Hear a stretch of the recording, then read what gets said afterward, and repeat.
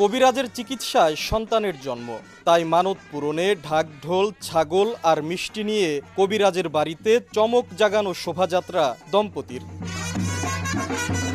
রাজবাড়ী সদর উপজেলার আলীপুর গ্রামের প্রবাসী মোজাম শেখ ও তানিয়া খাতুন দম্পতির বিয়ের 8.5 বছরেও সন্তান হচ্ছিল না।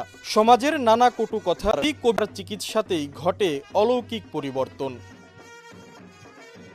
1 মাস আগে তানিয়া জন্ম দেন এক ফুটফুটে কন্যা সন্তান, আর তাই মানত পূরণে নবজাতক সন্তানকে কোলে নিয়ে বুধবার সকালে ছাগল, মিষ্টি আর ঢাকঢোল সহ হাজির হন কবিরাজের বাড়িতে।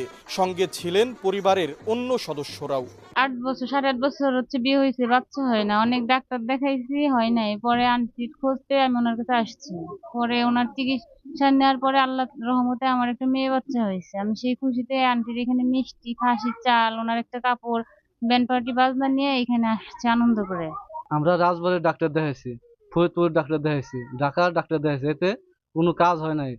গত প্রায় 1 যুগ ধরে কবিরাজি চিকিৎসা করে আসছেন। আশিকুর রহমান, সময় সংবাদ, রাজবাড়ী।